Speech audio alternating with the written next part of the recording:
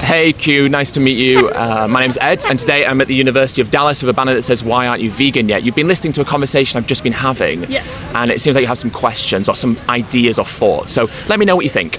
So my first question for you is, what is your opinion on the native tribes such as the Inuit who live up in Alaska who don't have easy access to these fresh produce that you're wanting them to eat and instead rely on the animals they hunt? Yeah, well, the issue of what we do to animals is an issue of necessity. This question of veganism comes down to the options and choices that we have. So there are obviously people in the world who don't have the availability or the access to be plant-based or to be vegan, who are maybe in tribes and in indigenous communities where they don't have the access that you and I have, where we live with the means that we have. And so as a consequence of that, the morality of that situation is very different because they hunt animals and eat animals out of necessity. But the point of me being here with the banner about why aren't you vegan yet is to draw on the fact that it's about you and I and the situation that we have and the means that we have, which is why it becomes a moral issue for us.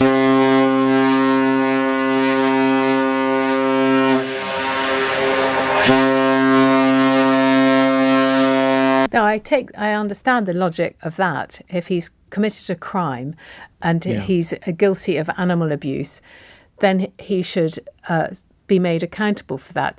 But the additional question, the underlying question, is the one that's concerning people, which is, should he be allowed to continue to play football for West Ham after what he's done? And my view, I have to say this, despite I'm sure I'll get a barrage of abuse, is I think he should be allowed because his footballing career is separate from what he has done, possibly criminally, in his private life, in his house. But most crimes are committed in people's private lives, and so that shouldn't be a reason to allow people's professional careers to continue. Many of them, they don't see veganism as they don't want veganism because they... But what about you?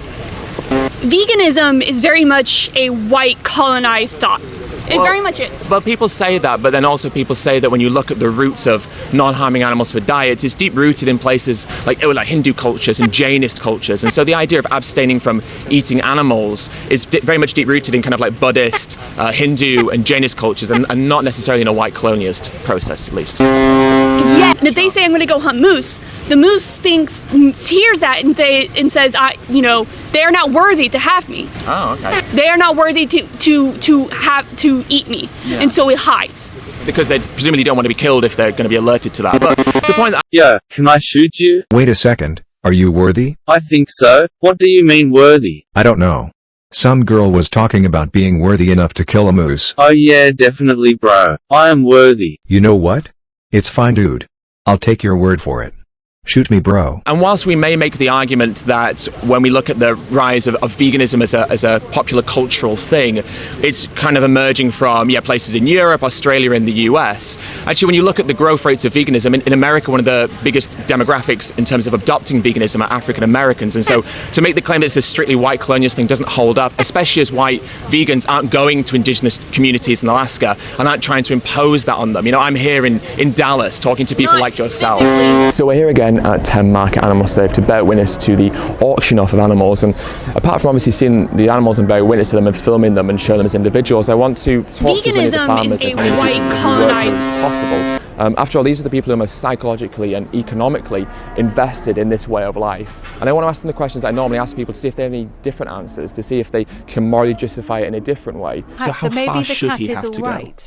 What if the cat is fine? Hopefully the cat is, but you can hurt a human and the human ends up all right, but that doesn't make it justified or doesn't mean there shouldn't be punishment. So I just wonder, how far does he have to go to warrant a punishment that would be more in line with what I believe, in your eyes? I haven't thought about that. I only saw the video, and it was it was a horrible thing he did, but the cat at the end of it did not look that much the worse for wear. But I see the point you're making. You're right, as you say, it's a slippery slope, but do we have a zero tolerance of any bad treatment of any pet in any house? For example, I'll tell you one example. My dog got a chocolate bar in her mouth. If she had eaten the chocolate bar, she could have had to have her stomach pumped. So in order to get the chocolate bar out of her mouth, I had to open her jaws and literally move her with my foot. Yes, I cat kick her in order to get the chocolate bar out. Now, what would you say to me about that? But you did that in her best interest because it was for her health and survival. Yes, I did, but I did have to kick her at the same time. Of course, but overall it was a beneficial and net positive for your dog because without you doing that, she would have suffered more. But Kurt, what he did to his cats had no benefit to the cats whatsoever, of course. I think we can agree on that. Because it was for her health and survival. Yes, I did, but I did have to kick her at the same time. Of course, but overall it was a beneficial and net positive for your dog because without you doing that, she would have suffered more. But Kurt, what he did to his cats had no benefit to the cats whatsoever, of course. I think we can agree on that. Even if it's just about killing the animals, because now you're not talking about like the artificial insemination. It's the whole process, of course. But just like, how do you justify the slitting of an animal's throat for like your pleasure? You can say that even if we're using like natural analogies, sure. Any animal in the wild, do you then call them more unjust? And it says here you were born in 1964, but that's not true either, is it? Is it?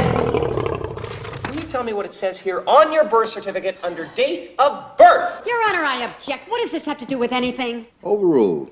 Mrs. Cole, answer the question. Humans first. We need to focus on getting these undocumented immigrants, one, that, making them welcome in this country, giving them fair pay, giving them fair rights, all of these things, making them not fear being deported, because then, once you get their support, they'll be much more likely to help us in reducing the harming of animals. They'd be able to help us, say, to go on strike against these slaughter facilities. It's all about how you go about things. Yes. We can do both at the same time, though, is the argument I'd make.